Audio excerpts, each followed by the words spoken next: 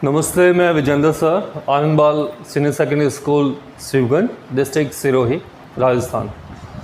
12th class के अंदर RBSC board की जो 12th है उसमें जो कंप्यूटर ऑप्शनल चलता है उसमें एक यूनिट है, सेकंड नंबर की यूनिट, उसमें C++ से रिलेटेड चैप्टर दे रखे हैं। अभी आज जो है अपन फंक्शन कॉलिंग वाला जो चैप्टर है उसके बारे में बात करेंगे। ये कुछ ज़्यादा डिटेल में नहीं है क्योंकि 12th क्लास के लेवल के अकॉर्डिंग है, लेकिन फिर भी जो BCA के स्टूडेंट्स हैं उनके लिए भी हेल्पफुल है। पहली बात तो जो फंक्शन, पिछले वीडियो में फंक्शन के बारे में बताया गया था, तो फंक्शन जो है एक सब प्रोग्राम होता है। कोई भी बड़ा प्रोग्राम जो है छोटे छोटे प्रोग्राम से मिलके बनता है, और वो जो छोटे प्रोग्राम हो, इट मीन्स फंक्शन जो है वो एक ब्लॉक होता है और वो ब्लॉक कुछ निर्देशों को वर्किंग में लेता है। यहाँ पे अगर आप देखें तो यहाँ पे एक सिंटैक्स लिखा है। इट मीन्स अगर कोई यूजर डिफाइंड फंक्शन है, पिछले वीडियो में भी पढ़ा था कि इनबिल्ट फंक्शन या लाइब्रेरी फंक्शन होते हैं एक, और दूसरी कैटेगरी जो होती है user defined. It means user जो अपने हिसाब से, अपनी ज़रूरत के हिसाब से जिनको बनाता है वो यूज़र डिफाइंड फंक्शन। तो अब जो यूज़र डिफाइंड फंक्शन होते हैं उनका ये सिंटैक्स है।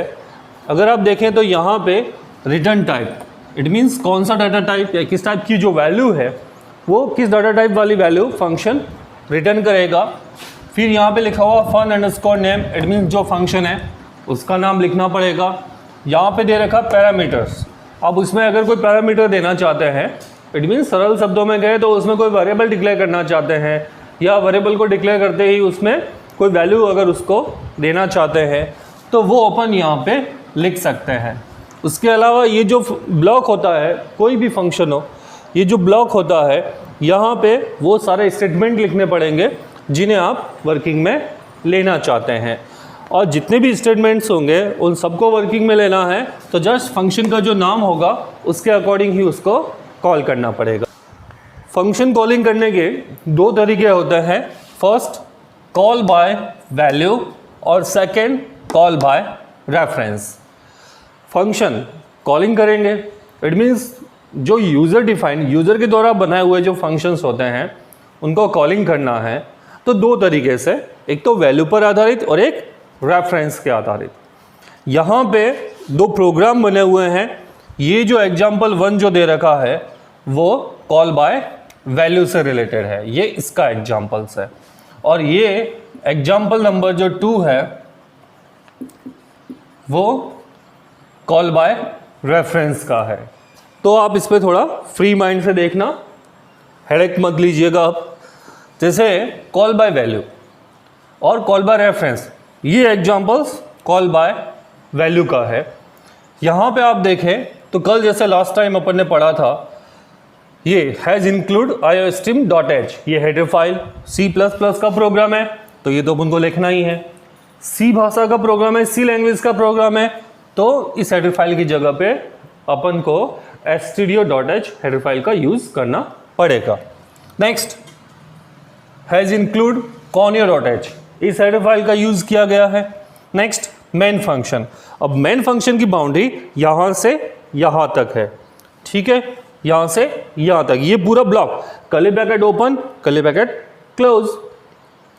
अब उसके बाद में जो यूजर डिफाइंड फंक्शन है, ठीक है, उसको यहाँ पे डिफाइन किया गया है। पिछले वीडियो में अपन ने बात किया था कि जो यूजर डिफाइंड फंक्शन होते हैं तो उनको अगर काम में लेना है तो 3 तरीके होते हैं। First declaration of a function, जिसे प्रोटोटाइप ऑफ फंक्शन भी बोल सकते हैं। Second defining of a function, कि भाई उस फंक्शन को करना क्या है, उसके अंदर जो कोडिंग है वो लिखेंगे। और थर्ड आफ्टर कंपाइलिंग जो होता है कॉल करना या कॉलिंग ए फंक्शन। देखिए यूजर डिफाइंड फंक्शंस को वर्क में लेना है तो उसके लिए 3 स्टेप्स है। First declaration of a function, declare करना पड़ेगा, घोषणा करनी पड़ेगी। Second defining of a function, it means वो उसको करना क्या है वो उसमें लिखना पड़ेगा। Third calling of a function, it means उसको कॉल कहाँ पे करवाना है, ठीक है, ये 3 स्टेप्स। अब यहाँ पे अगर आप देखें तो ये सिंटैक्स है, अभी थोड़ी देर पहले अपन ने बात किया था। अब आप यहाँ पे देखिए, यहाँ पे जो फंक्शन है जिसको डिफाइन किया गया है, अगर आप देखें तो ये वाला है, ये डिक्लेयर ऑफ ए फंक्शन हो गया पहला, ये वाला जो है कॉलिंग ऑफ ए फंक्शन है, और ये वाला जो दे रखा है ये थर्ड जो अभी बात किया था, it means defining of a function. अब यहाँ पे वॉइड है, यहाँ पे क्या लिखा हुआ है, रिटर्न टाइप। अगर किसी फंक्शंस के थ्रू कोई भी वैल्यू रिटर्न नहीं करवानी है तो वहाँ पे वॉइड लिख लीजिए। ये फंक्शन का नाम है, आप कोई दूसरा नाम भी रख सकते हैं। और यहाँ पे पैरामीटर की लिस्ट, जैसे यहाँ पे अगर आप देखें जो भी पैरामीटर्स अगर आप यूज़ में लेना चाहते हैं, यहाँ पे सिर्फ और सिर्फ एक इंटीजर टाइप्स का x नाम का एक वेरिएबल डिक्लेयर किया गया है। ठीक है, अब ये जो फन करके फंक्शन है उसका ये ब्लॉक है। अब अपन इस पूरे प्रोग्राम को समझते हैं स्टेप बाय स्टेप। कोई भी प्रोग्राम हो, मेन फंक्शन जो है वो सबसे पहले वर्क करेगा, ये बात तो फिक्स है, चाहे क्लास के माध्यम से प्रोग्राम बनाया हुआ हो या बिना क्लास के। यहाँ पे आप देखें तो मेन फंक्शन सबसे पहला ये स्टेटमेंट, इंटीजर टाइप्स का a नाम का एक वेरिएबल और उसको एक वैल्यूज दे दिया गया है 10। ठीक है, तो a नाम का एक वेरिएबल, उसको वैल्यूज क्या दे रखा है 10, और ये a है, कौन से ब्लॉक में है, मेन फंक्शन में। ठीक है, तो मेन फंक्शन का लोकल वेरिएबल कौन सा हो गया, ये किसी फंक्शन की ब्लॉक के अंदर ही अगर कोई वेरिएबल डिक्लेयर होता है तो वो वेरिएबल लोकल वेरिएबल कहलाता है। तो ये हो गया, इसकी वैल्यू क्या है 10। अब नेक्स्ट ये वाला स्टेटमेंट void fun int लिखा हुआ है, तो इसका मतलब सिंपली ये कि एक फन नाम का एक फंक्शन की घोषणा हो रही है और उसका कोई रिटर्न वैल्यू नहीं करेगा, इसीलिए यहाँ पे void लिखा हुआ है और यहाँ पे int लिखा हुआ है। इट मीन्स ये हुआ कि भाई जब भी ये वर्किंग करेगा तो एक इंटीजर टाइप्स वाली वैल्यूज को काम में लेगा। ठीक है, तो ये डिक्लेरेशन ऑफ ए फंक्शन है। Next CLR SCR function, clear screen वाला, इट मीन्स करंट आउटपुट ही शो हो। नेक्स्ट ये वाला Cout, आउटपुट देने के लिए काम आता है। ये सारा का सारा जो है वो स्मॉल लेटर में ही लिखना पड़ेगा, लेकिन यहाँ पे Cout के साथ में डबल कोट में आप जो भी लिखना चाहे वो कैपिटल में, स्मॉल में, जैसा चाहे आप वैसे लिख सकते हैं। लेकिन वेरिएबल जैसा आपने डिक्लेयर किया स्मॉल लेटर में, तो यहाँ पे भी उसकी वैल्यूज को अगर यूज में लेना है तो वो भी स्मॉल लेटर में ही आपको वर्क में लेना पड़ेगा, लिखना पड़ेगा। अदरवाइज C++ केस सेंसिटिव है, इट मीन्स यहाँ पे स्मॉल में डिक्लेयर किया और यहाँ पे कैपिटल में अगर आपने वर्क में ले लिया तो दोनों को अलग अलग समझेगा। कौन, कंपाइलर। आखिर कंपाइलर ही तो इसको मशीनी भाषा में कन्वर्ट करेगा, तब आगे कुछ वर्क होगा। यहाँ पे आप देखिए Cout a इक्वल, तो जो भी ये स्ट्रिंग है, डबल कोट में लिखा हुआ स्ट्रिंग है, ये u का u आउटपुट में आएगा, तो a इक्वल, तो आउटपुट में आ जाएगा a इक्वल a। कौन सा a, मेन फंक्शन वाला a, तो उसकी वैल्यू क्या है 10 आउटपुट में आ जाएगी। नेक्स्ट ये वाला, अब ये वाला जो मैंने अंडरलाइन किया हुआ है ये क्या है, calling of a function. It mean जो फंक्शन यहाँ पे डिक्लेयर हुआ, यहाँ पे डिफाइन हुआ है, उसको अब काम में लिया जा रहा है कि भाई चलो अब अपना काम शुरू करो। तो यहाँ पे अगर आप देखें तो फन नाम का जो फंक्शन है उसको कॉल किया जा रहा है और उसमें a को एज एन आर्गुमेंट पास किया जा रहा है। कॉलिंग करते वक्त a की जो वैल्यू है, क्या वैल्यू है 10, उसको पास करवाया जा रहा है। तो प्रोग्राम का फ्लो यहाँ से सीधा यहाँ पे आएगा और a की जो वैल्यू है वो किस में पास हो रही है, x में। x जो है वो किसका है, फन का। ठीक है, फन नाम का जो फंक्शन है उसमें x है, उसकी वैल्यू क्या है, अभी एक्चुअली ये कॉलिंग हुआ इस स्टेटमेंट की वजह से और a की वैल्यू पास हुई है, तो a की वैल्यू क्या है 10। a किसका है, मेन फंक्शन का, तो वो 10 जो है अभी इसमें आई है। तो जो x है, इट मीन्स ये जो x है उसकी वैल्यू अभी क्या हो गई 10। ठीक है, अब प्रोग्राम का फ्लो इस ब्लॉक में जाएगा, x इक्वल 20, तो x की वैल्यू अभी क्या हो गई 20। जब स्टार्टिंग में क्या थी 10, अब कितनी हो गई 20। नेक्स्ट ये वाला statement second, Cout x equal, तो x इक्वल x, अब ये x कौन सा है, फन फंक्शन वाला, उसकी वैल्यू क्या है 20, तो वो 20 ही शो करेगा। अब प्रोग्राम का फ्लो वापिस यहाँ से मेन फंक्शन की बाउंड्री में चला गया और यहाँ पे जाके ये वाला वर्किंग करेगा, कौन सा, ये वाला स्टेटमेंट ऑफ वर्क करेगा। यहाँ पे सी आउट है, तो सी आउट किस लिए काम में आ रहा है, आउटपुट के लिए, ए इक्वल और ए, अब ये ए कौन सा है, मेन फंक्शन वाला, तो उसकी वैल्यू क्या है 10, तो बस ये 10। तो एक्चुअली ये जो सिंपल सा एक प्रोग्राम है ये है कॉल बाय वैल्यू का। एक बार फिर से मैं बताना चाह रहा हूँ, फंक्शन को जो कॉल करेंगे तो कॉल करने के दो तरीके हैं, कॉल बाय वैल्यू और कॉल बाय रेफरेंस वाला। अभी जस्ट जो अपन ने देखा है ये है कॉल बाय वैल्यू, अभी अपन यहाँ पे देखते हैं कॉल बाय रेफरेंस वाला। ठीक है, फ्री माइंड से देखिए, समझ में आ जाएगा। नेक्स्ट, ये जो एग्जांपल है वो कॉल बाय रेफरेंस का है। यहाँ पे भी वो ये दोनों हेडर फाइल iostream.h और conio.h इन दोनों को यूज में लिया गया। ये मेन फंक्शन का बाउंड्री यहाँ से यहाँ तक और यहाँ पे जो है फन फंक्शन को डिफाइन किया गया है। ठीक है, जैसे यहाँ पे किया गया था।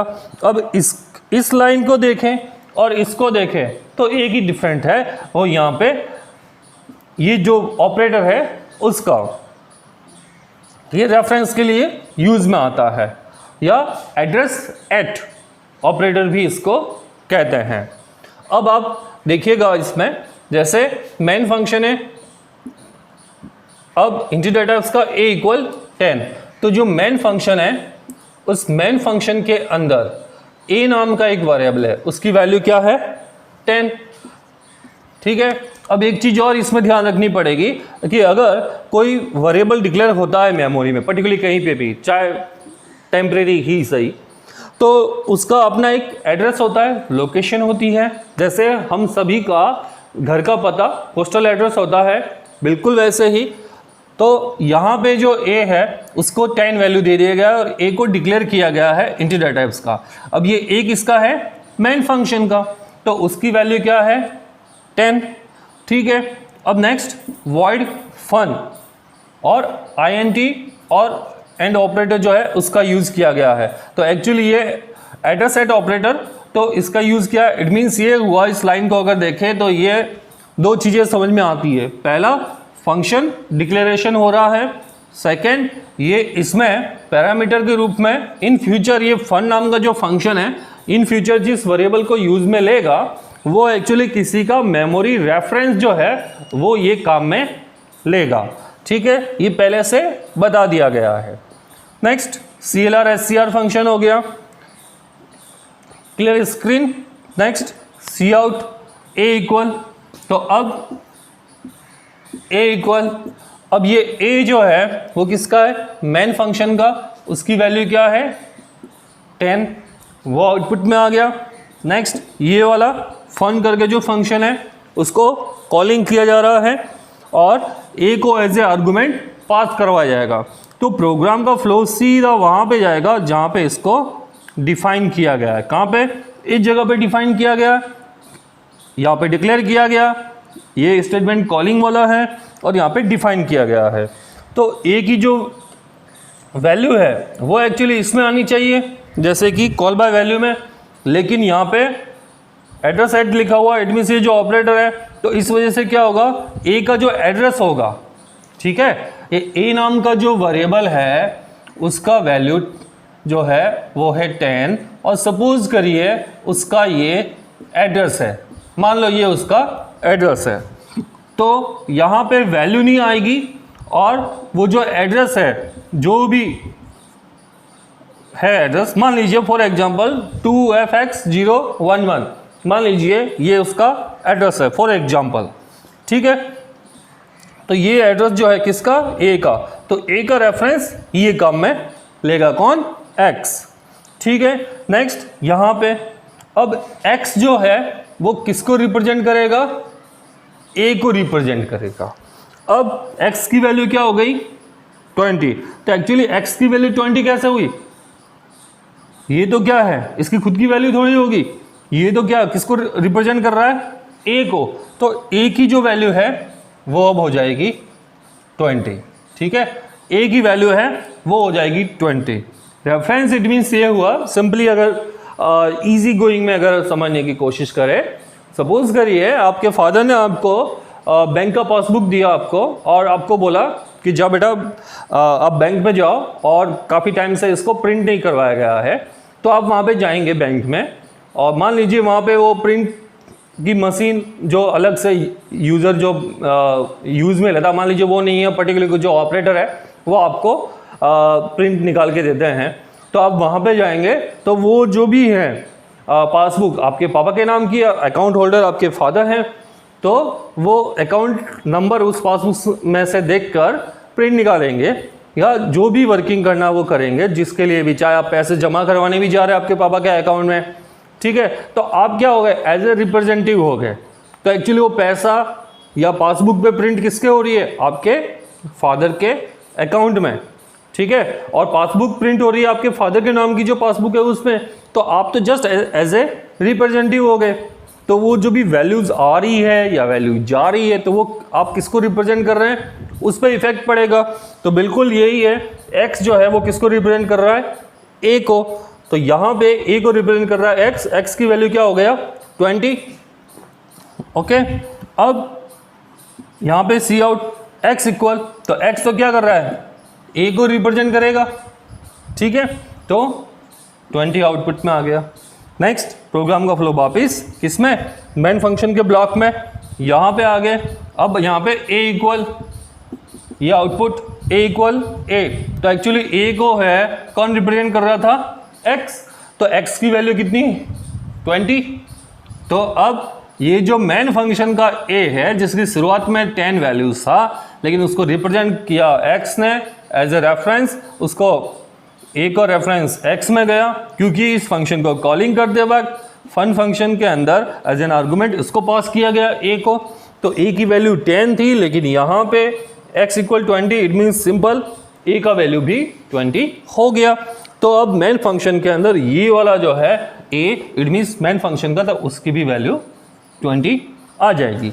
अब अगर आप इसका आउटपुट देखें तो ये जो है कॉल बाय वैल्यू वाला था, तो x की वैल्यू 20 हो या 200 हो या 5 हो, कोई फर्क नहीं पड़ेगा ए की वैल्यू पे, ए की वैल्यू तो जो थी वही रहेगी, क्योंकि इसमें कोई मेमोरी एड्रेस या एज ए किसी वेरिएबल का एड्रेस एज ए रेफरेंस नहीं भेजा जा रहा था, ना कोई ले रहा था। यहाँ पे तो ए को रिप्रेजेंट कौन कर रहा है, x, तो x की अंदर वैल्यू में अगर कोई चेंजिंग होती है, इट मीन्स ए की वैल्यू में चेंजिंग हो रही है।